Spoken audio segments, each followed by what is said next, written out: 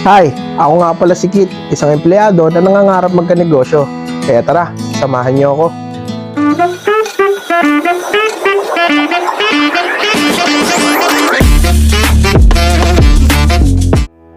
What's up everyone? Good day, great day.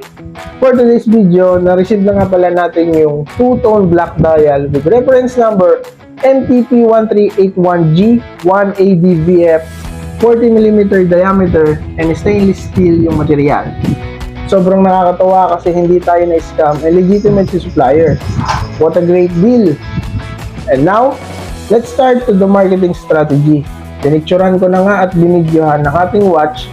Then after that, inedit at pinost ko na rin sa page namin.